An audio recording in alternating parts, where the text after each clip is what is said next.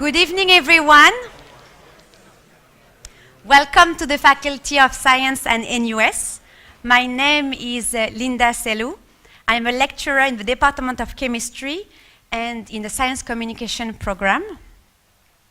Allow me to start this evening by thanking you all for coming today, especially our distinguished guest for taking the time to be present.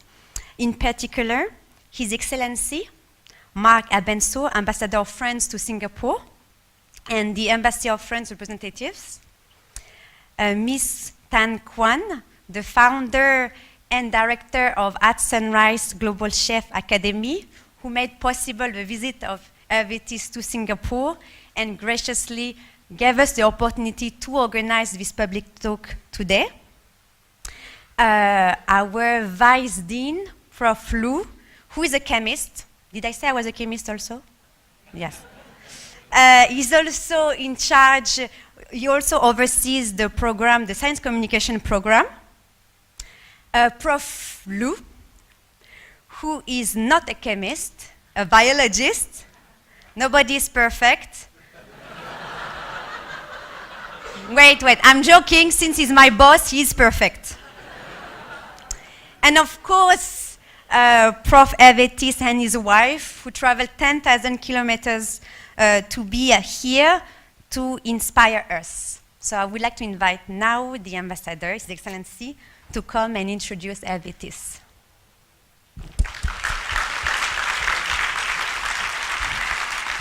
Merci. Good evening, dear professors, dear students, ladies and gentlemen. It's a great pleasure for me to be with all of you tonight for Professor Hervé This conference. And I would like also to express my thanks to Professor Lu Yixin and Vice Dean of the Faculty of Science, and Professor Liu Yichun, Director of the Science Communication Program, and also to Mrs. Quan Lui, who is the founder and director of At-Sunrice Global Chef Academy.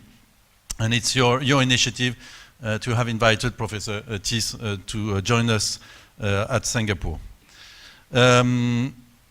This evening will be the opportunity to highlight, both innovation and gastronomy. And usually when we mention innovation, we immediately think of labs, startups, global companies, and so on. But what I'd like to emphasize, that's there is this most precious part of innovation, which relies actually on extraordinary men to conduct a disruptive approach in their field of excellence. And very clearly, Professor This is one of them. And I will just mention, some important milestone in your career.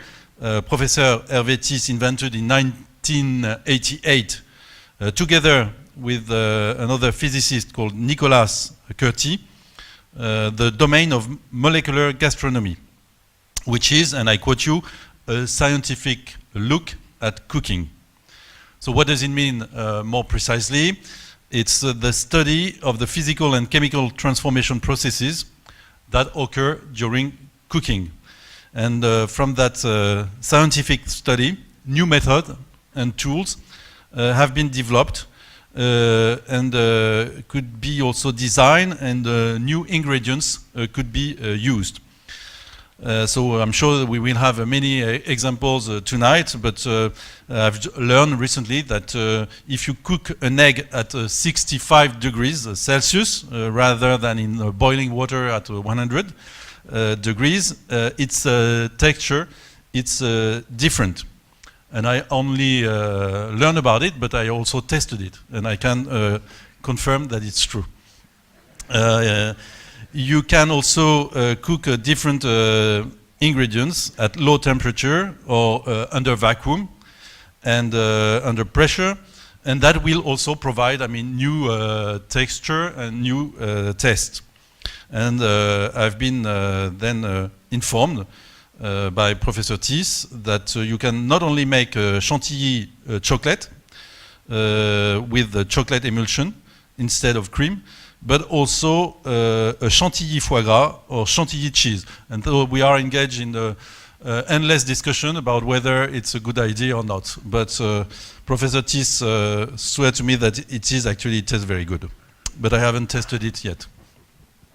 The scientific discipline of molecular gastronomy is the design of new methods and tools for cooking and the use of new ingredients in cooking. But as you know, in the domain of food, you need more than just science and technology. And there is this part which is maybe difficult, to decipher and to fully master, but which is based on art and on passion. And so this is why, gastronomy, it's a French passion, but also relying on a very Cartesian way to proceed. And I think you embody yourself, this combination of Cartesian mindset and passion and artistic approach. And so this is also this characteristic which led you to collaborate with very well-known chefs, such as a 3-star Michelin chef called Pierre Gagnère. And also your works have been highly appreciated by another chef called Ferran Adrià, who is a Spanish chef whose restaurant El Bulli was voted the best restaurant in the world. That puts some pressure on you when you get this kind of award.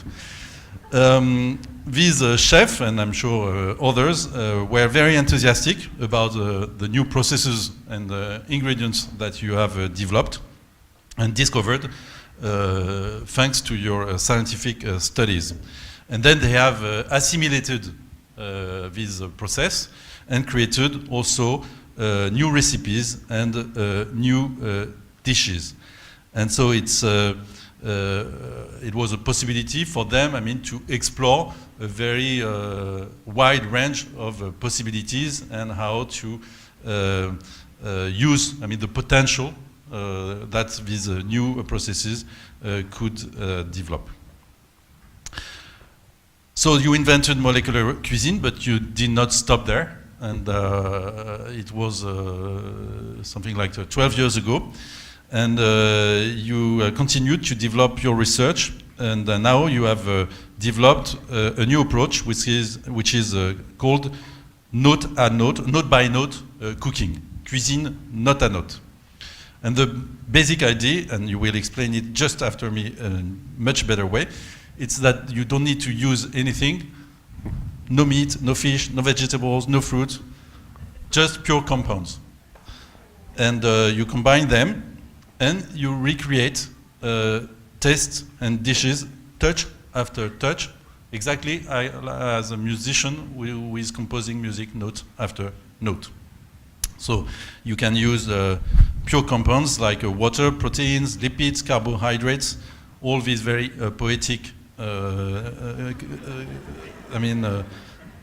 elements, and then you mixed that all together and you add some very odorant compounds, and you have at your disposal an infinity of flavors and new tastes and new odors and new consistencies. So it's a very rich domain that you have developed. Your approach, is not limited to develop, new recipes and so on. I know that you have also a very strong awareness of some key challenges for our humankind. The fact that the population on Earth, will keep growing, and that we will be confronted to this challenge on how to feed everyone on the planet, and also how to bring to everyone healthy food. And this new approach that you have developed, can contribute in the future also to provide some innovative solutions to solve these key challenges for humankind. And lastly, I wanted to mention that your conference is fully in line with what the French Embassy is developing over the last month with Singapore authorities. So as you have noted, we are engaged in the Year of Innovation between France and Singapore. This Year of Innovation, it's a way to increase interactions between the two ecosystems in France, in Singapore. We all know that Singapore is a smart nation. You may have noted that President Macron said that he wants to turn France into a startup nation, a nation which thinks and moves like a startup. And so we thought that it would make sense, to establish a bridge between the startup nation and the smart nation. And basically that would mean to have, Singapore as our gateway to the rest of Southeast Asia, but beyond, also to the rest of Asia. And actually it's already the case. There is an increasing number of French entrepreneurs, French research centers setting up here in Singapore. They're settling down in Singapore. And also, we hope that in the future there will be more and more Singaporean startups deciding to go to France to explore French market and also the rest of Europe. And we think that because the startup scene is really booming in France, that it's an opportunity, to scale up in Europe for these startups. And so today we have addressed many different sectors like fintech, smart city, advanced manufacturing, and so on. But we thought that gastronomy was, of course, absolutely necessary in the Year of Innovation, to highlight also our collaboration on gastronomy. And so tonight, it's the opportunity for that. Just one last word. I wanted to seize this opportunity to recommend all of you to go on the French Embassy social networks. So go on the Facebook account, go on the Twitter account of the French Embassy. We need more followers, and I'm sure that you can find many ideas about what to do during weekends, what kind of conference, and you can follow. We cover a very wide range of activities, from science, from artificial intelligence. We have a video with Cédric Villani, a very famous French mathematician who was in Singapore just 2 weeks ago. So please just take the initiative, and I'm sure that we will have many opportunities to meet again in the coming weeks and months. Thank you very much. And now I invite Professor This. Thank you very much. Okay, many thanks for the kind words you said. Many thanks for NUS and the kind invitation. I should thank everybody, At-Sunrice Global Chef Academy, and so on, but I'm not very good at that because I'm focusing on science. So with the permission of the ambassador, I will take out my coat because it's too hot and I have to make experiment. Now it's better. Now we can focus on something. I know. So what are you doing? Your slides. Okay. I know that some of you are scientists, but some are not, and this is a big issue because in France we say clarity is the politeness when you speak in front of an audience. So I have to in order to be polite, which is something that I think is very important, I have to be very clear, but being clear for my colleagues in chemistry is not always the same as being clear for someone who is doing literature. So I have, for my colleagues, I have to give excuse, I apologize, because sometimes they will know something, but I hope that they will find something new also. For the others, when you see something complex, don't be afraid you can ask questions at any time, but I will try to do my best in order to be clear anyway. So let's begin. Oh no, I should begin this way. This is the program of the evening. So we are discussing on molecular gastronomy, which is very important. Indeed, the reason why I'm here is because I have the hope that there will be the creation of a group of molecular gastronomy in the university. This is what I want. I'm not sure that I will succeed, but anyway, this is what I want. This is molecular gastronomy is a part of food science. It's not food technology. It's a part of food science. It's not the whole of food. I'm not Napoleon. You know, Napoleon wanted to cover everything Europe, but no, I have no power. I don't want power. I just think that we need collectively in France or in Singapore more molecular gastronomy because it is the key for applications. There will be applications of two kinds. One kind is technique, and the other is education. The two kinds are as important, okay? So this is my goal. I would be very sad if I come back to France without having no group in molecular gastronomy.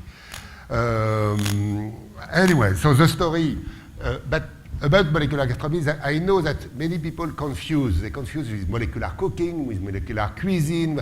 There is a lot of confusion. So I have to explain. Now, for scientists, my colleagues, and also for the other, I have to explain something very important. You know, if you are a scientist, you are paid, for me, by the French government, which is not much, but anyway, I'm paid to make a discovery. So my goal in life should be to get the Nobel Prize in chemistry or in physics. I will probably not succeed, but anyway, I'm doing my best. The big issue is, okay, imagine that my boss is there, the boss of INRA. INRA, it was there, INRA, okay? It's the National Institute of Agronomical Research. My boss is there, and this is what happened, really. He told me, Hervé, okay, now you are at INRA, you have to do good science, okay? I'm very obedient because I'm a civil servant. I told him, oh, yes, Mr. President. But the question is how to make it. And the guy had no answer to offer. So, you know, this is strange because I can do my best to do something, but how should I do it? So indeed, we need a strategy. A strategy means a goal. Imagine that you are for example, in Paris, and if you don't know that you want to go to Singapore, you will never reach Singapore. So in order to begin, you need a goal, and this goal is, I want to go to Singapore. And then you find a way. The way in Greek is called method, the method. Methodon means the way. When you have the goal, you can find the way, okay? The goal was clear, getting the Nobel Prize. But what is the way? And nobody told me. And I consider that we are very bad in science university because we ask the young students to be good in science, but we don't give them the way. And this is bad. And we have to collectively to think together in order to find strategies that we can communicate so that they are better than we are. So this will be the second part. Now, application, I told you. Okay. So, big failure. Okay. Okay. Confusion. So I told you there are many confusions. Cooking, gastronomy, science, technology, technique. Everybody's lost. And generally, people make the confusion between technique and technology, between science and gastronomy, between molecular cooking and molecular. So we have to explain. This is, oh, by the way, something very important because consider, for example, technique and technology. There are two words, which means there are two different activities. They have nothing in common. So being a good technician does not mean that you are a good technologist. But being a good technologist, that doesn't mean that you are a good technician. So this should be shown to everybody at the entrance of university. Where are you going, guys? Okay. So now, you see, everything is at the same level. I don't put science over technique. A good technician is better than a bad scientist. Okay, a bad scientist, it's true, but a bad scientist does not exist because otherwise it would not be a scientist. Anyway, And if I were to create a food science and technology university, I would teach the three. But technology or engineers are in the middle. It means you go to science. You don't do science yourself. You go to science, you understand what is produced, the new results, and then you bring them back to technique. And this is technology. So you see, organizing a new technology university is something easy. Of course, you need ethics, you need languages, you need moral, you need history, you need everything. So technique. Technique means you produce something, you do something. In Greek, techne means to do something. Okay, very, very simple.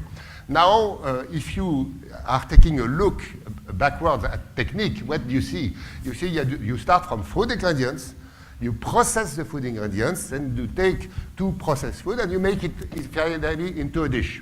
Very simple, very difficult to make because I will add something later. Being a technician, I mean, moving the hand to whisk something is, first of all, is probably boring, you see.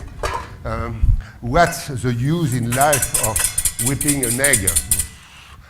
It's not very interesting. So we should not spend 1 second at boring things. We need a machine, we need something, but don't whip eggs, it's useless. Now, what I recognized recently, no scientist, even a Nobel Prize winner, is able to make a roof like this. No scientist is able to make a bridge like this. And no scientist is able to make a cake like this, which means that technicians, it's not something bad. It can be something, it can be turned into something exciting because this bridge is there for 2 millennia, which means that there is some intelligence behind. And I'm not saying that the technician is silly. I'm saying that the goal is not to move one's arm. Okay, what is the goal then? It's obvious. What is the goal? The goal, imagine that you are a carpenter, okay? You design a staircase. You invite your friend, they will break their legs because the staircase is bad. It means I don't love you. And finally, in the end, I realize that the goal of the technicians is to say I love you. And this is much more important than anything else. And we have to learn to say I love you because we are a human collectivity. I don't care being French or being Singaporean. We have to be together, work together in view of making a better world. This is very important. And of course, it can go through startups, it can go through university, collaborations, very important. So now, cooking. Of course, I told you that cooking was technique. I told you that cooking was love. But in the middle, there is art. This is most dishes will be by Pierre Gagnère. When I say Pierre, it's Pierre Gagnère, is my friend. I love him. So, okay. First of all, remember, food is no food ingredients. For example, this wild pig is not food. Because before becoming food, you have to kill it. You have to take out the skin. I don't know if you ever take out the skin of a wild pig, but you need a very sharp knife. And you have to cook it over 82.5 Celsius degrees, otherwise there are parasites, and you poison your guests. So it's a bad idea. So this is not food. In order to make food, you have to cook. And this is why we introduce molecular gastronomy, because we don't focus on food science and technology, we focus on food. And food was this dish. It could be laksa soup, no, how do you say laksa? Laksa, or it could be chili crab, it can be dim sum. Food is what you eat, really. It's not what scientists could do. So anyway, this is not food. Natural, I hate nature. And you hate nature as well, because nature will kill you once in your life. Can you love something that will kill you? No. And what does natural mean? You know, I know that the food industry on the package is written natural, but it's not true, because in English or in French, natural, if you look at the dictionary, it is written what was not transformed by human being. If you cook, it's not natural any longer. And by the way, this is not natural because the oranges have been cultivated, then it was pressed, it was put in a bottle. So not natural. So it should be forbidden to put the word natural. And then we can advance, because if we recognize that artificial is much better, because artificial, remember, artificial. It is the real root. Artificial is the product of art. So we should say that all food should be artificial. Okay. Sorry. Now, something very interesting. You know, I'm coming from another planet, not of another country, another planet. I'm coming from a planet somewhere. I'm slightly crazy. So I look at people eating, okay? What do they eat? They eat differently. For example, in Renaissance, you know, the plate was very flat, okay? Like porridge, let's say, or in China, I don't know if you have the same, or soup, probably. Very flat. Probably boring. You see, they have their hat when they eat. In France today, when it is forbidden to keep the hat. It's considered impolite, you know. The knife was on the left, not on the right. So why? There are many, many things to consider to understand. Why was it a change? So you need history to understand food, because remember, food is a product of art. Suddenly, in the 18th century, Carême was a wonderful chef. Carême invented architectural cooking. So suddenly, it went up. It was the first time in the history of cooking. And look now at the big changes since the last World War. In 1953, you had 3 stars at Michelin with this. They are trouts filled with bananas. Do you imagine at sunrise teaching your students to stuff trout with banana? Imagine the 3-star Michelin. No, nobody. It's crazy. Now let's move.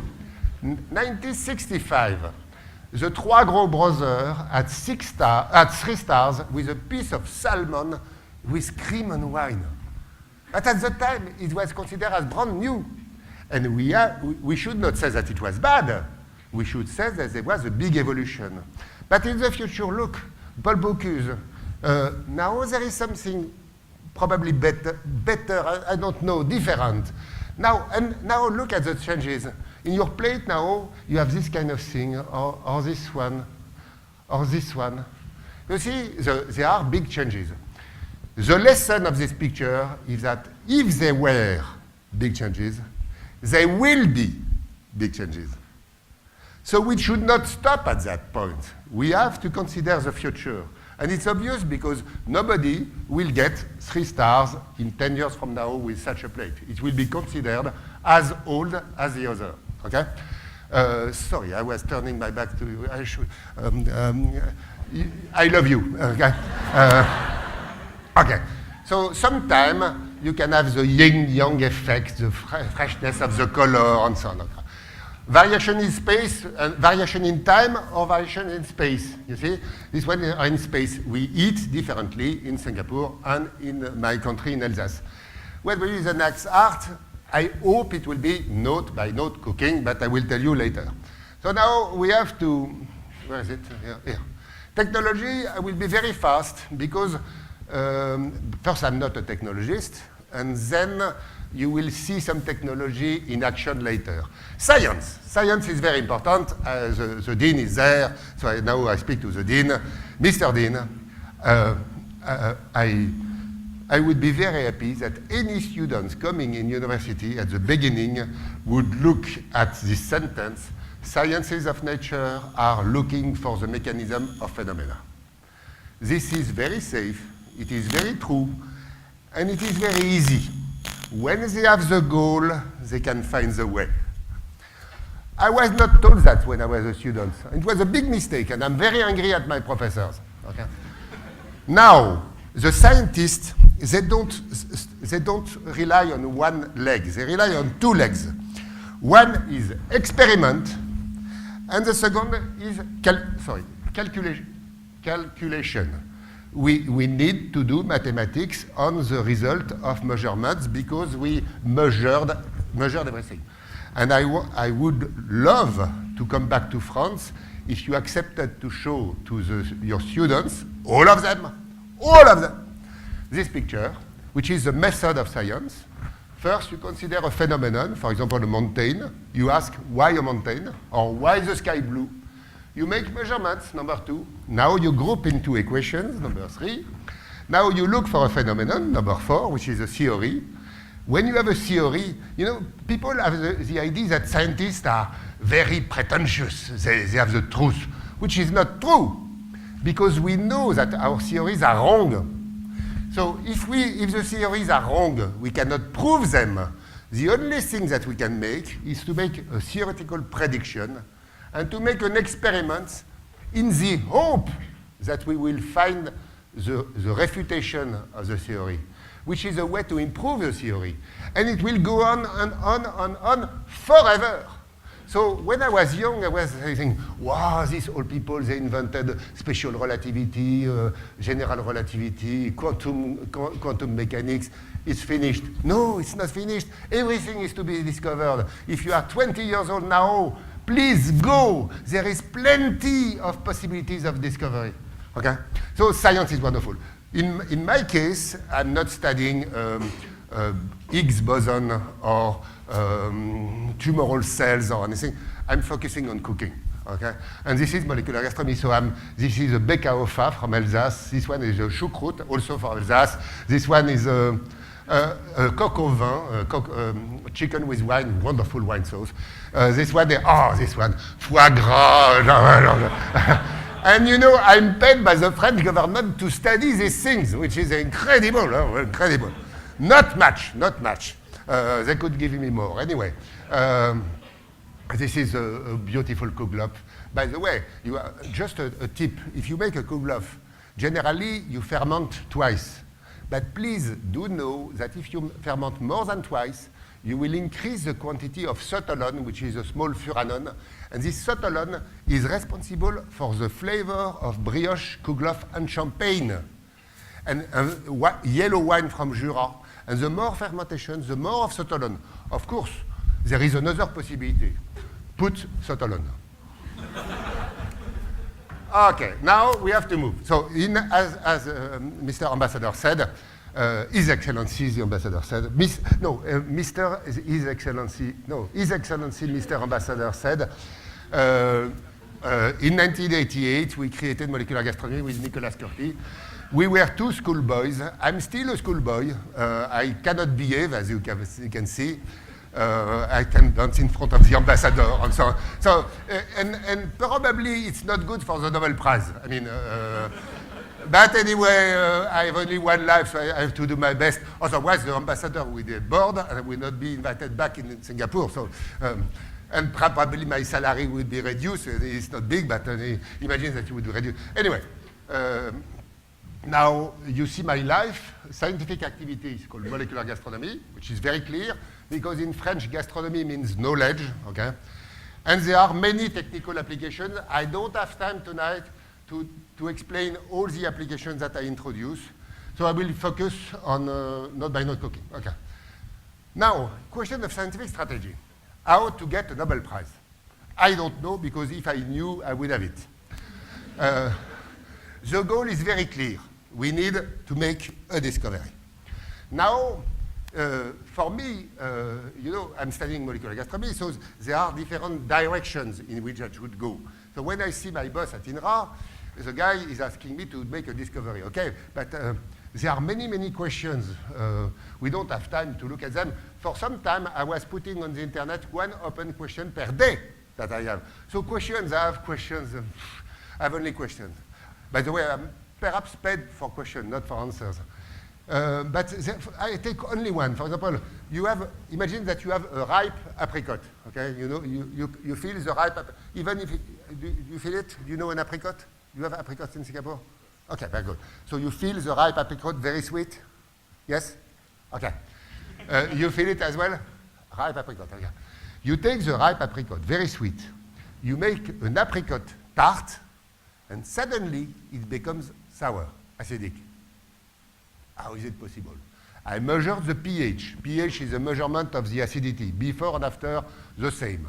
I measured the intracellular pH, so inside the cells of the apricot with a certain P31 phosphorus 31 NMR spectroscopy, we measure the pH the same. I don't understand anything. We are living in the 21st century. Nobody understands why apricot tart are sour. Isn't it crazy? We don't know. We don't know. Nobody knows. And all the questions are the same. So, you know, I'm there. I want the Nobel Prize. I want to move. In which direction should I go? I don't know. Okay. So this is now a metaphor. The scientist is living in the present line. Okay. When I turn back, I can see the mountain. Quantum mechanics, relativity, graphene, fullerenes, and so on. But I'm not paid to do science history. I'm paid to produce knowledge. Where should I go? It's a mist, because if I knew where a mountain is lying, I would go, but it would be discovered, so it's not true. So I should go in the mist. It was not in this direction. And remember, I want to find a mountain. Where are the mountains? I don't know, and nobody can tell me. Otherwise, the discovery would be done, which means that I should not trust anybody, even my director or president, because he or she is not able to tell me where I'm going. And then I don't accept any program, because I want to make a discovery, and these people, the directors of INRA, they don't have the Nobel Prize, which means that I cannot trust them. So, you know, it's very difficult to be the dean of a scientific university, because the scientists are trained to say, no, I want to make my discovery. Anyway, which direction, we don't know. Except that if you look, you know, in Europe, we have a proverb, all ways are going to Rome. Okay, and you see the two first. Okay. Now, what is very, we have hope, because for years, I asked Nobel Prize winners to tell me their method, and they accepted to give it to me. And we have now 12 ideas. It's increasing very slowly. I want these ideas being transmitted to young scientists, because it's our duty. Okay, let's move. If possible. No, we are stuck on this question. Now I will show you what we do at the lab with the money of the taxpayers in France. At the lab, we are studying carrot stock. Carrot stock means you put carrots in water and you eat, okay? For now 30 years. A lot of students are working on carrot stock, so we are putting carrots on water, eating, boiling, and then we use NMR spectroscopy to analyze the carrot stock, okay? We discover what's going out of the carrots. For example, in a stock, you have glucose, fructose, and sucrose. These are the main sugar, let's say, or sugar, carbohydrates, or sugar. So we know that. We know also many other things. For example, we have a theory. If you put, you know, in a carrot, you have some channels. Some channels, the sap is going up, and this sap is made of water plus minerals. And then there is a chemical factory, and the products, they go down in other channels. So they are called xylem and phloem, very funny name. And in the elaborated sap, you have sugars and amino acids mostly. Okay, so my theory, so you see the xylem of the phloem in a carrot there, they are small white circles, okay? So my theory was that if you put a carrot into the liquid, the compounds will go out, and then you will get them into the stock. It is a theory, but remember, all theories are wrong. So the question is not, is this theory true? It is wrong. So the question is, how is this theory wrong? So, of course, I tried to do that. So I put, this is not a carrot, but an onion. You see the channel at the top, as not this way, but this way. Here is this way. And we put that into methylene blue, and suddenly the blue was coming inside. So if the blue can come inside, it can go out. Very simple. Is this theory right? No, it's wrong. So we made some calculations with computers, but we get only what we put. So there was no prediction in this experiment. So unfortunately, I had to drop. Oh, wonderful equations. We have the duty to tell the students that mathematics are wonderful. It's a pleasure, you know. For me, whipping the egg, my shirt becomes dirty, my wife is very angry, and I hate having the dirty hands. You know, I'm an intellectual, these people are lazy, they rely no, it's not true. Anyway, I love this kind of equations, it's very funny, but anyway, the theory is wrong, because look, the blue color is outside the channel. How is it possible that this color moved outside the channel? So the theory was wrong. It is obvious. So we are paid as scientists to produce wrong theories that we know wrong, and we refute in order to produce other wrong theories that we know wrong, and we refute, and so on forever. So up to my death, I will produce wrong things. It's wonderful. We have anyway a new model, because indeed it's not completely wrong. It is not perfectly right, which is different. And this is a new model with many coefficients. I'm very happy of this model.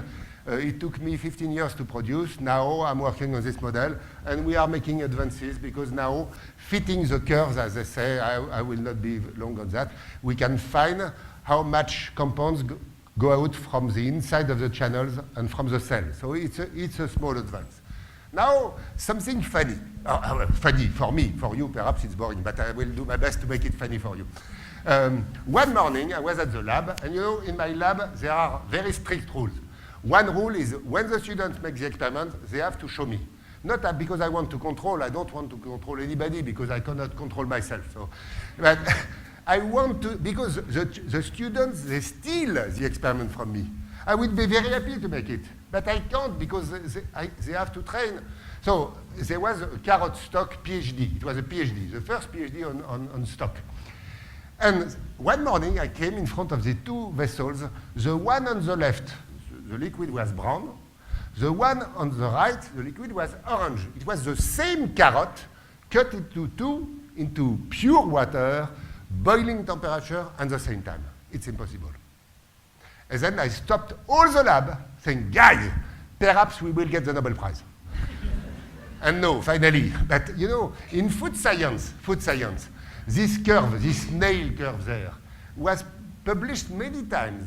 And nobody tried to explain this curve. And finally, with two very simple differential equations, I can find it. And indeed, I found the difference between the two. There was more light on the left than on the right. And this is why we made the same experiment with aluminum foil or light. And depending on the way you do, you have orange or brown. And this is very important for cooks, because the chef, generally when they produce a stock, they want it brown, ambré, we say in France, the color of amber. And in order to get this color, they grill an onion, they put into the stock. It's useless, you just need to put some light. You see? Immediately, an application of science. Now, I'm sorry to tell you that, where is Linda? Linda is a gel, okay? It's a gel because human body is made of 75% water, trapped into a solid, a soft solid, but a solid anyway. She's not flowing, you know, I don't see any liquid around. Which means that she's a gel, because the definition, the UPAC, International Union of Pure and Applied Chemical definition of a gel, is a liquid trapped into a solid. Okay, but most food are gel. A carrot is 80% water, so it's a gel. So, Mr. Dean, I'm sorry, but you are a gel as well, not only Linda. Huh? Jean-Marie Lehn, Nobel Prize winner in chemistry, is a friend of mine, and he gave me this machine. He gave it to me once. Imagine that? You know the price? Big price. Anyway, and this is why I was studying NMR spectroscopy. NMR, nuclear magnetic resonance spectroscopy. Don't be afraid of nuclear. There are no nuclear radiation. No, no, no. It's only because we play with the nucleus of atoms, that's all. So we were studying this. At that time, it was needed 5 days to analyze a sample because the method was 5 days. At that time, I realized that we could do quantitative NMR spectroscopy, and that was better because in science, remember, we are doing quantitative experiments. This is what we have in front of us at any second at the lab. We have, it's called a spectrum, okay? And we can recognize very easily, if we are smart enough, the amino acids, the sugars, everything. So this is a carrot stock, and this is a carrot stock. By the way, in the carrot stock, you see sucrose, glucose, malic acid. It's an acid from apples. Sucrose, fructose. Okay, but also in another part, tyrosine, valine, threonine, which are amino acids. Okay. By the way, this carrot was very bad because somewhere there is ethanol, and ethanol means there was some fermentation inside the tissue. There was even acetic acid. So you see, this carrot was organic. It was organic, but bad.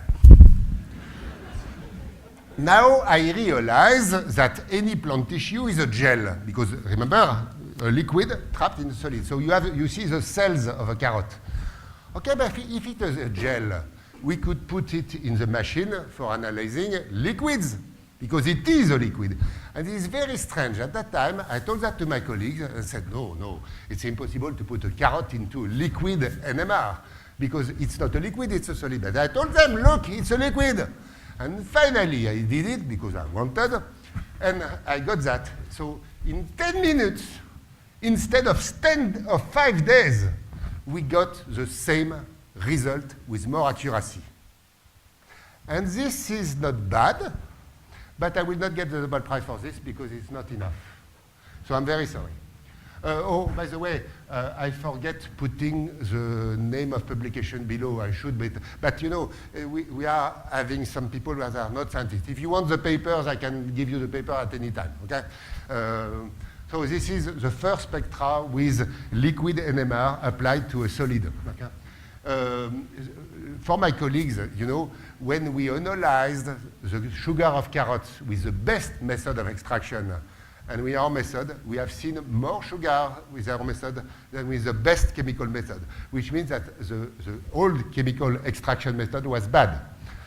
And it's true probably for many things. Now it's a detail for colleagues, but this is the precision of the method, the variation coefficient. You see it's very, very low. And now we are able to see the glucose. We took a carrot, we took a very thin sample here and here and here, and we analyze, and we can see how much glucose, fructose, and sucrose in 10 minutes. So now the PhD 3 years could be reduced in probably 3 months.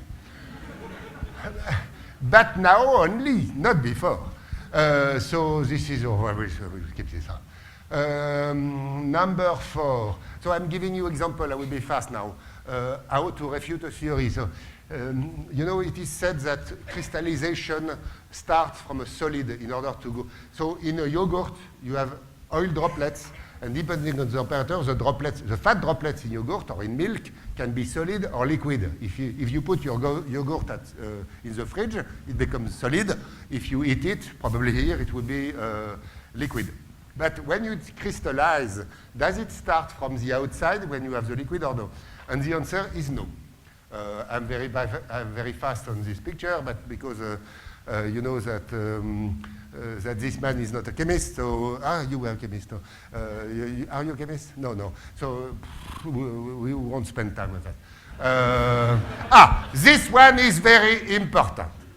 One morning, and this one I will ask you a question. One morning, you know, because I'm crazy, I was moving around in my lab. I'm come very early in my lab, so thinking about what should I do today? Okay.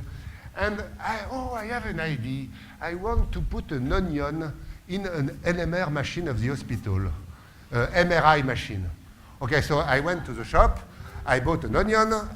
Generally, I have a knife in my pocket, but not here because of the airplane. And I came to a colleague. This colleague had a MRI machine. I said, oh, I want you to make my onion. So the price for the French government was probably, not the French government, the French taxpayers were probably 5,000 euros, okay? Who thinks that I should do that? Raise your hand if you think that I'm all right with that. Okay, oh, thank you, Todd.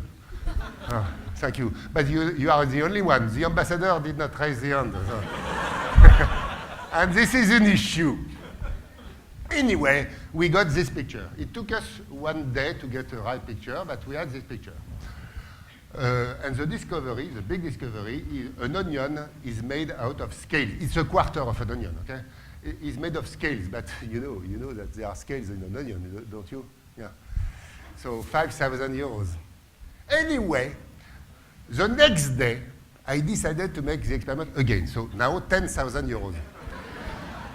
And I will tell you why I did it. I'm not fully crazy, because when the money of the French taxpayer is in question, I have to be very careful. I'm a responsible person. I'm not crazy as you think. No, I'm not saying that for the ambassador, for His Excellency the Ambassador. I say that because I have to convince myself. We got the second picture. I will tell you now why these two pictures are very important. First of all, of course, we know the scales, but if you look carefully, you see here, there are small black dots. What does it mean? Indeed, there are the channels, the xylem and phloem, and the channels are all on the inner side of the scales, which means that probably the taste of this part is not the same as this one. Okay, this is a discovery. There will be no Nobel Prize for that, but anyway, it's a discovery, so it's fair for me to publish the result. It's not published yet. Now, what you see the picture on the right, on the left, sorry, you see a wide edge. What does it mean? It means that it was cut at this part. And when it is cut at this part, it triggers all these chemical reactions, and finally the plant tissue turns brown. When it turns brown, you change the flavor, you change the nutrition, you change the color, you change everything. And this is why I did the experiment twice. Because the first day, I was using my pocket knife. The blade of a pocket knife is linear this way. So imagine that the top of the blade over, you have the blade, and suddenly there is a roof. It's very sharp at the end, but when you cut, you compress the tissue. And when you compress the tissue, you trigger this reaction. And this is why the next day I came back. Because the next day I came back with a scalpel or a ceramic blade for Japanese blades. And the blades are like a V like this. You don't compress, you cut. And indeed, we made a sensory test. And an apple or a tomato that was cut with a right blade, a scalpel, is much better from a sensory point of view than with an ordinary knife. And this is what we should show to the students, because if you tell them you have to sharpen the knife, okay, the teacher is telling me to sharpen the knife, it's boring. But if you show them that and they make the experiment, then they will understand that. And this is why the Japanese people have very good, fresh flavors when they make salads. Now, let's abstract and generalize to finish. Food is organized. The chef is making an organization, okay? Now, if you look at the microscope, I promote the idea of any school having a microscope, because you can look at the material, and this is an emulsion. The white spots are oil droplets dispersed into water, and the three teeny black things are air bubbles, okay? But mainly it's an emulsion. Now, if you look deeper, you have nanostructures, teeny structures. People fear nanoparticles, but in milk you have a lot of nanoparticles. And now there is supramolecular organization. This is a funny experiment. When you put raspberries plus tin ions, tin is a metal, suddenly it turns blue. And some chefs were able to see that. In the 19th century, it was published that you should never cook a jam of red fruits into tin, and they were right, okay? But you understand now that it is organized, okay? So in 2001, and this is what I invite you to teach your students, there is a very simple calculus, And this calculus applies at any level, and you can make a formula describing the structure. Okay? So now you see the formula for microscopic organization, microscopic, nanoscopic, and molecular. Okay. Now remember that we are eating gels. No, I will not eat you, but we are eating mostly gel. We had a formula of a plant tissue. Can we turn it into an artificial plant tissue? And the answer is yes. This is the same formula. This one has been done with orange juice, alginate, which is a gelling agent, and that were glued together. This is an artificial orange. But it's much better than an orange because you can control and season the juice. You can control the texture. So why buying oranges? I don't care. Now, sometimes you have more complex structure. For example, for meat, you see, there are dimensions. The meat is made of fibers, okay? One dimension. This is chocolate. This is a gelatin or a gel or agar gel. This is an egg. This is a gel as well, a gel. But you know, the word gels apply to very different systems. On the left, if you put some color on top, it will go through. On the right, it will not. Which means that we cannot use the same word for two different systems. A cat is not a dog, okay? Even in Singapore. Do you have cat in Singapore? No, but I did not see any cat. Do you have cats? Yeah, okay, okay. So a cat is not a dog. How to distinguish? Now, I made a program. I'm very pleased to show you that because I'm not sure that I will get the Nobel Prize. I made a very simple program to produce all the possible gels. For simple gels of class 1, here they are. There are no other simple gels, only 16. For class 2 gels, there are slightly less than 100 and 500. They are here, and here, and here, and here. Thank you very much. Okay. What are we going to do? All the possibilities are known now. All these gels have different possibilities of exchange flavors with the mouse, or colors, or anything. It can be a drug. A drug could be designed this way, which means that we can control. You know, sometimes in the kitchen, some flavor appears immediately, and then it's less. But sometimes it appears very, very slowly, and it lasts for a long time. Okay, this is known. But can you make a food for which there would be slowly a flavor, this flavor will disappear, another flavor would come, disappear, a third one, a fourth one? This would be crazy if you are really gourmand. Can you imagine that? The pleasure. And indeed, this is the result. So you can select a formula and turn it into a dish, and this is now technology.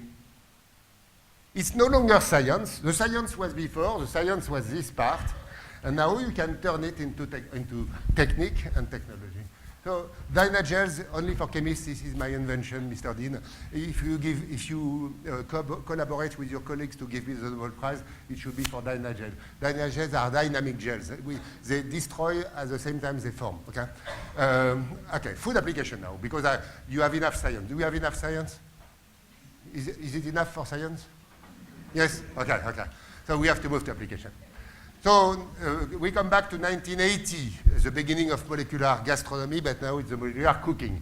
The definition, at that time I was cooking at home with the tools of my lab because I only one room. So the kitchen and the lab were the same place. And I was not very rich. So molecular cooking means using new tools and methods. So for example, liquid nitrogen, we are going to make to make molecular cooking just so that you can know what it is, but I need my spectacles. Do we have orange juice? Yes, we have orange juice. We have orange juice, we have a vessel. Okay, we are going to do that here. Thank you very much. Oh, I propose that you upload Chef Kelly because he's one of the upload Chef Kelly, please, because he's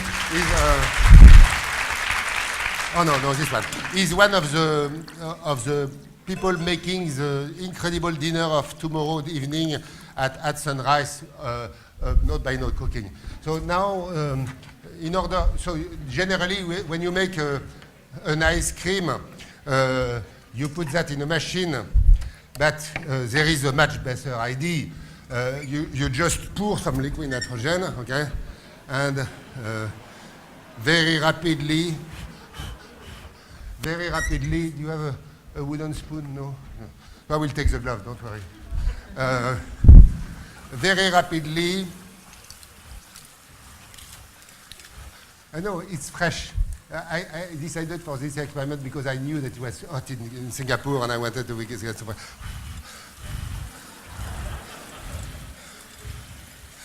This is a very old story. It was 1980, so I'm sorry to show to Singapore in the year of innovation, showing you something that was in a.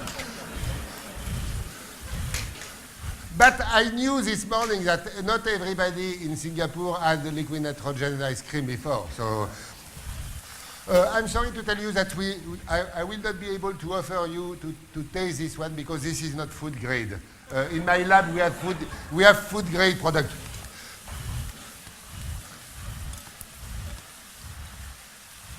Okay, anyway, it's done, almost done now.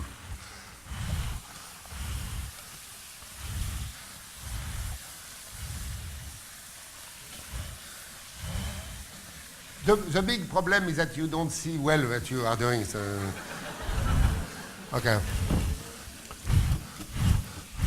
And the flavor is better because the crystals are very little, and then when you reduce the crystallization, you improve the flavor. Okay, it is. You see, very fast. You could use any liquid, so it's and then you can make many other things at the same time. Anyway, this is molecular cooking. Remember, molecular cooking. Now so molecular cooking. It's an old story. So I need. Okay, thank you very much. I need the computer back. We are skipping the story because it's very old. So I show you one dinner that I had in Hong Kong. It's a molecular chef. So you recognize immediately a style. So the technique generated a new style. And the technique is molecular cooking, and the style is molecular cuisine. So you see, there is a difference. So the style is there. So by the way, this is the English way, very bad way. Because when you are in front of someone with the fork this way, it's dangerous for your neighbor. So the French style is much better. Because you protect your neighbor. This is politeness. This is French politeness. No, it's important to say. We have to forget about the English style. Do the French one, much better. Okay. So you see, this dish was called the mummy. This one was called the bird nest. This one was called caviar. It's not caviar, it's alginate. This one was balancing meat. At that point of the dinner, it was balancing. At that point of the dinner, my wife had enough, and I had twice, so I'm very happy. So the chef was pouring not water on flowers, but the sauce, and you could eat everything, even the earth, even the pot. Okay, so very funny. This dish was called the pond. This one was under the sea. This one was I go down in my garden in the morning, and slowly the mist disappears. Very, very poetic. Okay, so it was a wonderful time. First because I was with my wife, and then because it was very good. Alaska meat and so on. Coconut is not coconut. The apple with liquid core and solid part and liquid layer and solid. Okay. Very funny. Making up before dessert, but it was a dessert. And finally, the candy sugar. This is over, but I want to tell you that indeed, Ferran Adria did not invent molecular cooking. I did. Which is true. It is true. And since now 18 years, every month, I give an invention of mine to Pierre Gagnère for free on the internet. You can look at it, you will find them. Every month, so Pierre is there. I invented, for example, a dish called the Liebig. Liebig was a German chemist, but he had a bad mood, but anyway, he was a good chemist, as you know. And I wanted to make a dish, a new food preparation called the Liebig. It is a product that you never had before. I invented it in a very long time ago. Priestley was is an English discoverer of oxygen. with Lavoisier. It's not so clear. So the white part is the Priestley. Wurtz is a wonderful Alsatian chemist. So the pink part on top is a Wurtz. It can be wonderful, a Wurtz. Very, very, very wonderful. The yolk at 67, the Nollet salad. This one is the best-seller dish of Pierre Gagnère in Las Vegas. So when I make an invention, Pierre does it in recipe and all over the world, in Hong Kong, Dubai, Tokyo, and so on. He has no restaurant in Singapore today, no? No, oh, he should. Wind crystals, it's how to make 1 cubic liters of egg white turning into meringue from 1 egg. Okay. Gibbs, Gibbs is an American guy. Gibbs, no, we are going to make a Gibbs later. We could make a Gibbs, molecular Gibbs, but we are going to make a node-by-node Gibbs later when I explain node-by-node. Chocolate Chantilly, 1995, all stuff, and many others. Generally, I give the name of a chemist of the past so that the public eats chemistry. Okay? Because the public, you hate chemistry probably. Do you love chemistry or you don't like it? You like it? Oh, congratulations. This is a recent one to make layers out of butter, okay? All this is finished. We have to move to the future for innovation. Now, in 1994, I had an idea, is to use chemical compounds in food. At that time, I considered that I was crazy. The beginning of the story is this way. You know, my grandfather had some plums that are wonderful that are called Mirabelle. Mirabelle, I'm not sure that you ever, did you ever Mirabelle? You had Mirabelle before? Oh yes, in Singapore? Oh, no, okay. There are certain plums, a very special variety. And you have, you wait for 1 year and suddenly thousands of Mirabelle. So generally you make 1 tart, 1 jam, and then you get rid of Mirabelle. So people distillate, okay. They make brandy. My grandfather was someone that was intelligent, and he was always putting a small stick of wood in the bottle. But why? The answer is that he was putting the barrel inside of having the barrel outside, he was putting the barrel inside. Very intelligent. So my grandfather was wonderful, but he did not know why the wood was important. And the wood is important because lignin, which is in wood, when you store it into ethanol, it is destroyed into very flavorful compounds, like vanillin. Vanillin is the first one.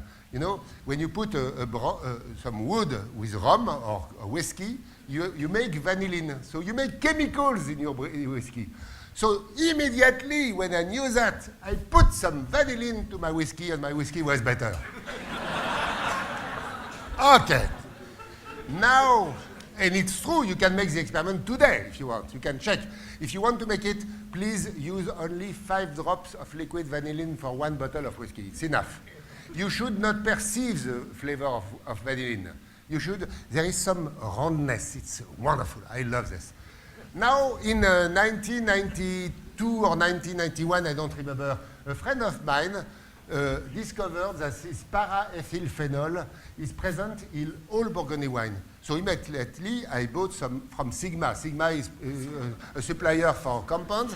I bought some and I put in my whiskey, and you turn it, a bad whiskey, into a Lagavulin or Lafroig for very low price. Okay. And now you have the idea, instead of just putting 1 or 2 compounds, because you can add vanillin plus para-acetylphenol. But what about whiskey? Do you need whiskey? Can we make artificial whiskey? Why not? And this was the idea that I proposed in 1994. Instead of cooking with fish, meat, fruits, vegetable, you have a beautiful cabinet like this. You have compounds. So we forget about the eggs. We take only the compounds. So proteins, or proteins.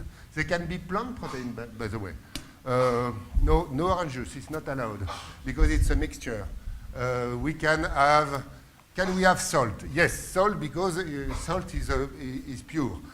Now, pepper, no, pepper is forbidden. Or colors, pigments, they are now odorant compounds. Now, water is probably important because remember we are made of 75% water. Very good.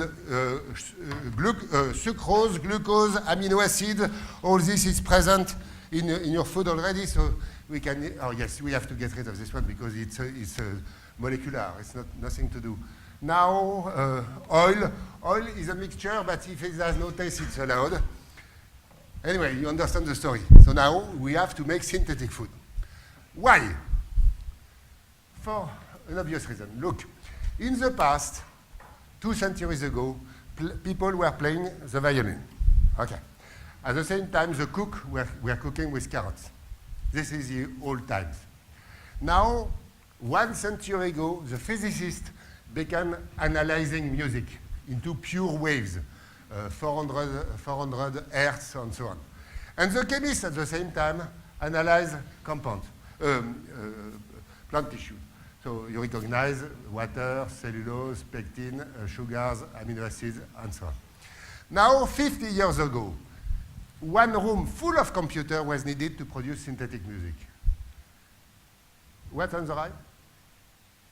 And today, for 20 euros, you get a synthesizer in a shop for children. What's on the right? So now you understand that it is obvious. We have to move to synthetic food. We have to get rid of the past of the fruit, plant tissue and animal tissue for many reasons.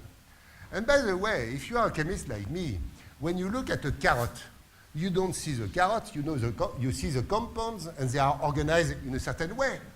But if you have them separately, you can make it into another way. So the number of possibilities is incredible. I offer to you a whole continent of new flavors. And this is note by note cooking.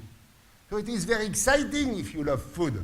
Of course, if you don't love food, are you human? Okay. Now some chefs fear that it is difficult because it's true that you have to build the shape, the consistency, the color, the other. They have the feeling that, wow, it can be very, very difficult.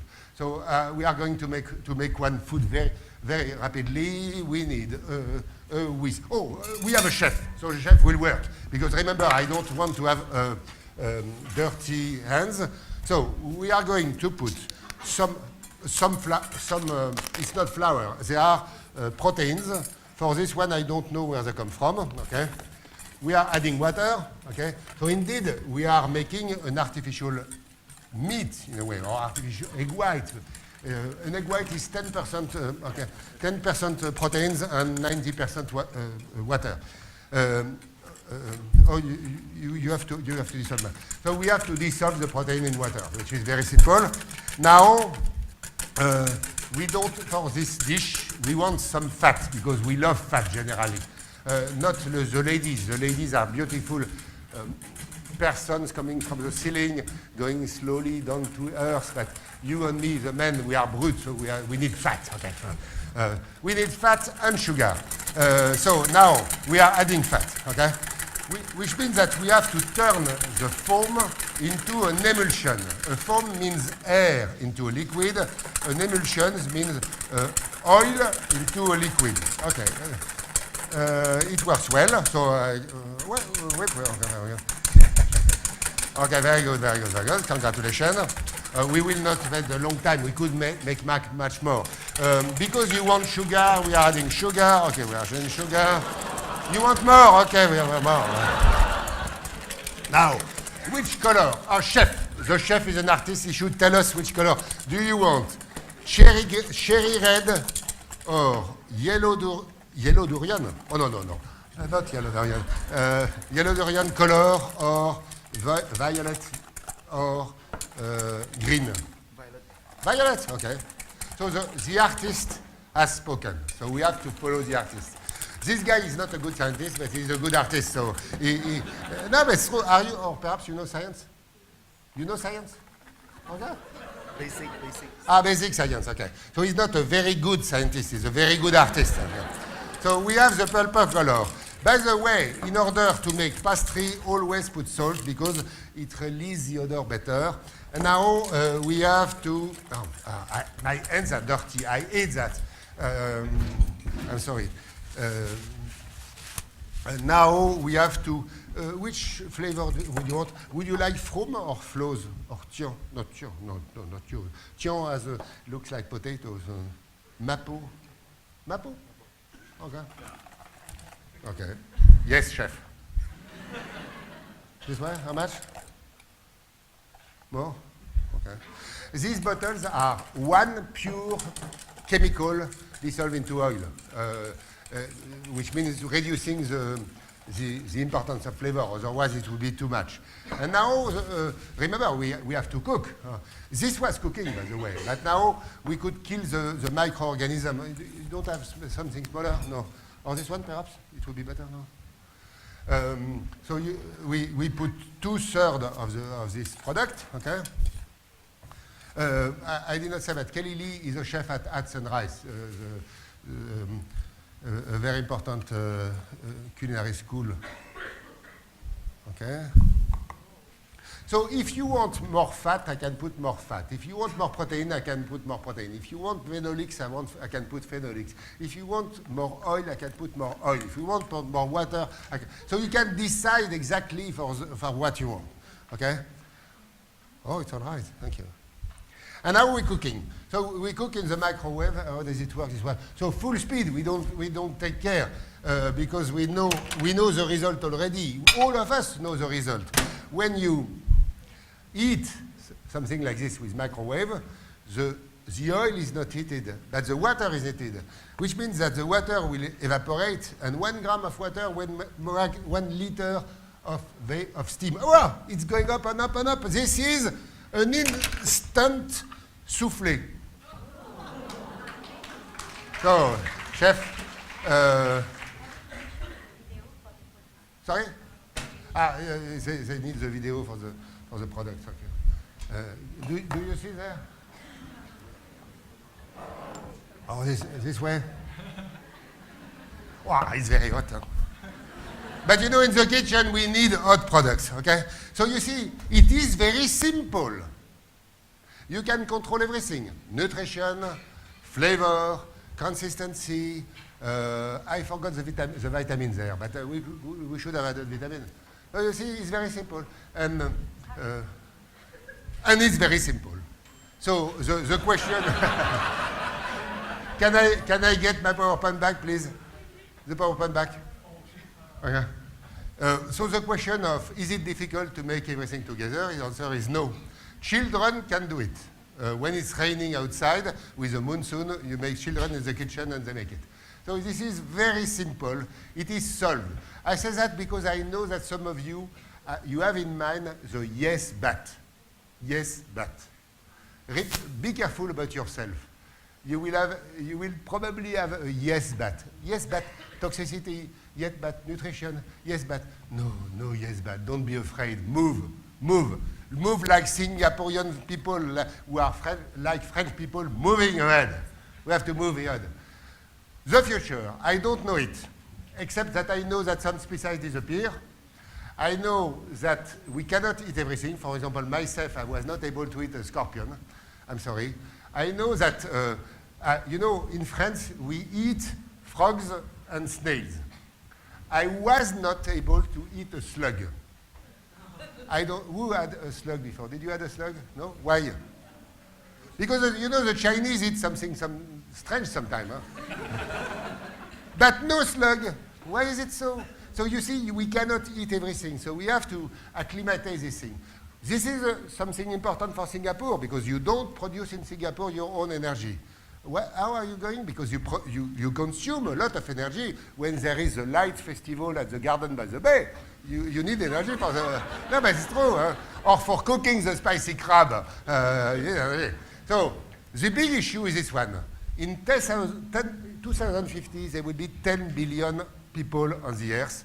And we can feed, you know, I have to be very precise because this one is important. I'm not joking. 2050, I will be dead probably. But my children will be there. And many of you will be there as well. They will be not 9.3. It was an old prediction. Now it's 10 billion.1. Today, we are 7 billion, and 1 billion is starving. How are we going to feed our children? There is no other solution than fighting spoilage. Because there is 1/3 of the food produced by farmers that is spoiled, and then if we avoid spoilage, we reach 9 million. Very easy. Of course, there are reasons for spoilage, and the reason that when you transport carrots, they spoil. So we should not transport fresh products, and we should probably, at the farm, extract the product. Look at this. Trucks full of water. A tomato is 95% water. This is crazy. We are all crazy. We are non-responsible persons. We should stop that immediately. Okay. The techniques are there already. At the farm, it's very easy to divide the product into water, not water, cellulose, starch. The small equipment for a farmer, the cost is $2,000. So we have to teach the farmer. The universities of food science and technology have the duty to go to the farms and to teach the farmer and show them how it works. We have to enrich them. They are responsible for food security and environment as well. And this is why we're very happy that the Garden by the Bay biodome would take of this question, because it is very important when you consider the sustainability question of the Earth.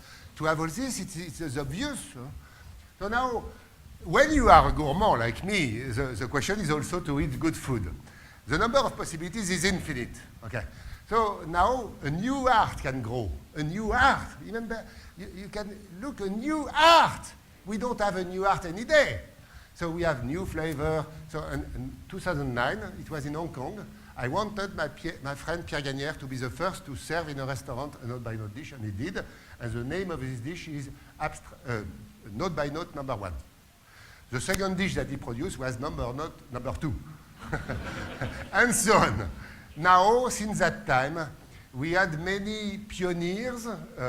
Sometimes they were wrong. For example, here there is a mushroom. It's completely useless, because we have a bottle there called Collet, and this Collet product has the odor of mushroom. I don't have time to make you smell.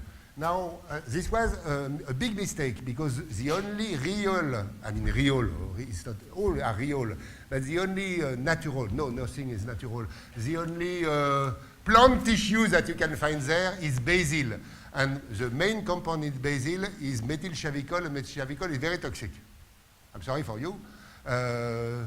Anyway, a raspberry. Oh, a raspberry, completely useless. Forget raspberries, it's forbidden. This one was better. New art. This one for 2011.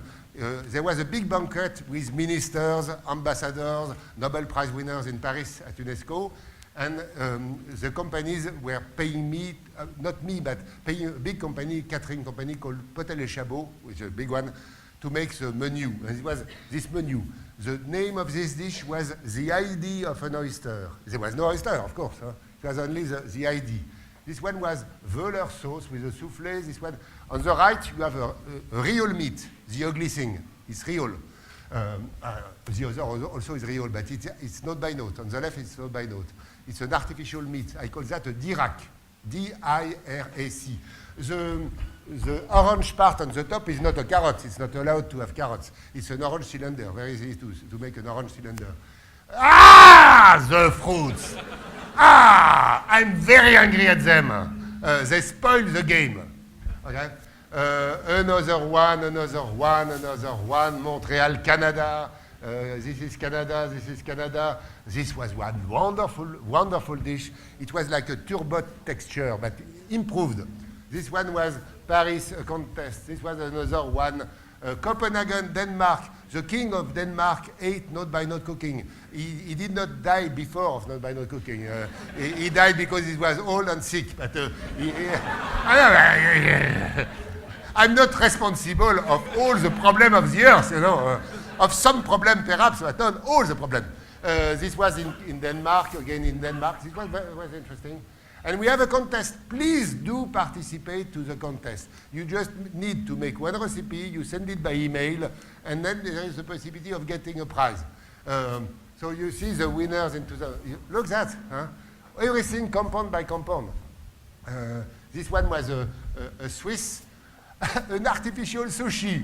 No fish, no rice. No rice. artificial rice. No, very funny.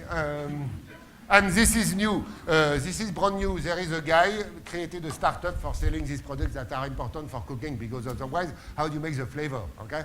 And now I'm very happy to show you this picture. The guy on the bottom is a chef, André Ramastra. He opened the first entirely note-by-note restaurant of the world.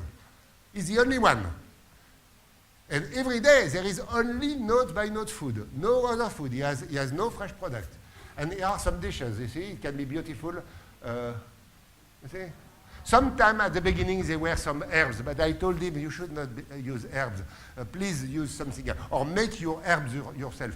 I've seen a picture at the dinner. There will be a wonderful artificial herb. You don't know that, but you will be surprised. No, it's not an apple, of course. It's except the tea. Oh, okay. So there are more and more and more and more, almost daily. So new dishes, new flavors. Okay, more and more and more and more and more. And now, very recently in Alsace, you know, Alsace is the best place of the world because it's my village. In Alsace, you know, perhaps you don't know. Singapore is probably somewhere, where is it? Somewhere here, I don't know where, but I'm sorry. Because I'm not from here, so I have an excuse. But I know very well this place, France and Germany. Alsace is in the middle between France and Germany. Between France and Germany, so you see France, you see Switzerland, you see Germany, and Alsace is this part here, the small part here. In Alsace, you see how it is. This is a picture that I took from my bed. And on the left, you have a Grand Cru wine, Schlossberg. On the right, you have another Grand Cru, Fürstentum. When I get up in the morning, and it's not too hot, the temperature is reasonable, and it does not rain too much. And then I'm very happy. Okay. So this is Alsace. Okay. There are medieval castles and the big forests full of mushrooms. Wonderful. Oh no, mushrooms are not important because we have Collet. Okay. You see, these are real pictures from Alsace. We see that every day. Okay, I love this. Let's take a breath in nature. Anyway, this is the valley of my village. Okay, this is this one. Now this is the restaurant by Julien Bins, 1-star Michelin. Okay, this is the chef, and he decided to cook note by note. It took him 2 months to design the menu, and this is the menu that he served to the press, plus some chefs of all the country. The international press came for press conference, plus VIPs, politicians, and so on, important people. For us, chemists, we are not important people. We have to say, we have to bow in front of the minister, in front of a deputy, because we are paid by these people, so we have to be careful. So this is the menu. This is not an egg, of course. It has nothing to do with an egg. This is the menu. This one was very, very good. This one was a failure. It was good before the dinner, but he was not able to produce for many people. And there was some pressure on him. This one was a dessert, one dessert. The green one is one dish that I will remember all my life long because it was so good, so new, so interesting. So you know that what you have to do. You take your plane and you go to Julien Bins. Okay? Athens, very recently in Greece, they did very well. There was a lecture. They did note-by-note mixology, making cocktails, which is very easy. And then this is the menu in Athens, the same, press conference plus VIPs. The white parts were crackling, okay, so like a croquette or something. This one was beautiful, but the picture is bad.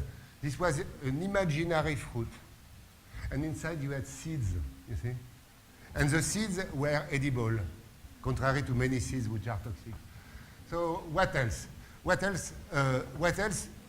Only one thing. We have in front of us the future. You know the future if you want it. You can decide to cross the ocean to discover a new continent, or you can decide to remain at home in the old Chinatown and eat the dim sum and the laksa or something. It's your choice. I don't get any money from Note by Note. You have to know.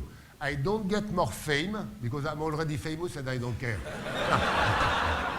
No, it's a fact. When I will be dead. What about fame? It's useless. So I'm famous for a very long time now. So you know, it's completely useless. It has no interest. Fame will not help me to solve my equations, you know. And my only purpose in life is to make a good chemistry at the lab. The application has nothing to do. The big risk for me is to get the Nobel Prize of Peace instead of chemistry. No, so don't forget about the fame. Forget about money. I don't get 1 cent from all this. Nothing. And you could ask yourself the question, why do I go to Singapore to show you such things? There is, in the answer that you will find in yourself, not in me, there is probably something important. And we have to be serious. You know, I was joking many times during the lecture. I'm not a very joyful person. I'm quite serious generally because I'm a chemist. Chemists are very serious. And, so I did that for you. Probably dancing in front of you will prevent me to get the Nobel Prize. And I should not. But perhaps there is something more important than the Nobel Prize. And perhaps Note by Note is more important for humankind than Nobel Prize. And this is why I invite you, even if you have the yes, but effect in you, and you have probably, I invite you to consider the question very seriously. Because we have a responsibility for our children collectively. All children of the earth. We have to feed everybody. And we have a big responsibility today in particular, because we are wealthy, we are fat, not anybody in particular, but we have this responsibility. We have to do something quite fast. Remember, 2050, 10 billion people. We have now 30 years in front of you to do something. And if you want to participate and if you ask questions, I have to explain finally this picture. I put myself between two Greek gods. Bacchus, the god of good food, which is very important because we have only one life, and Hermes, the god of chemistry. If we have two gods taking care of us, perhaps it will work well. But in the middle, we have to be all together. The ladies, the men, the young, the old, all together, sitting at the same table, not only for food, but for knowledge. So finally, celebrate knowledge. Thank you.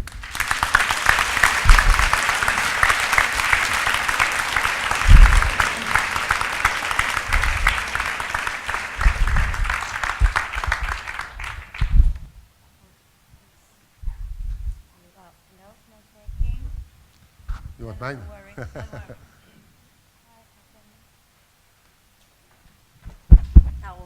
Okay, thank you very much, Prof This, for this amazing presentation.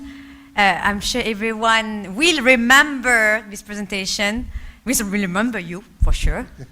We have been, I think we have used quite a lot of time, so we will... I'm sorry, I'm late. No, it was very enjoyable, so I'm sure no one will mind. We just have a gift to give you, so I will invite the Vice Dean to come on stage to give you.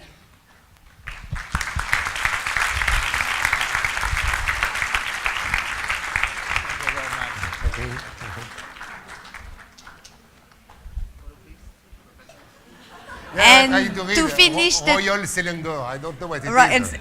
It could be a knife or a pen or something. Almost.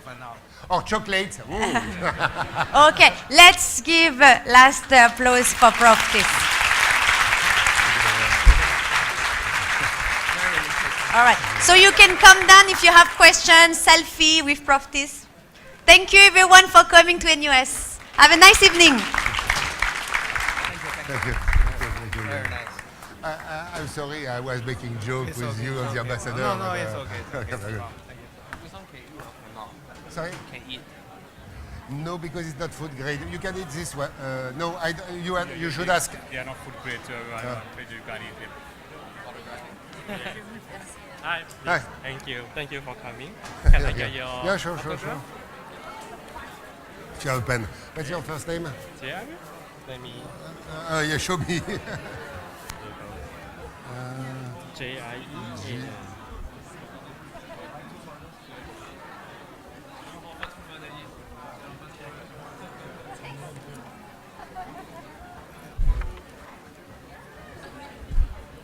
Thank you so much. Okay, thank you very much. Hi, Prof.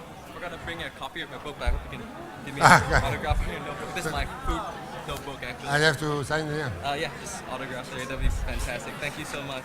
Are you a chef or?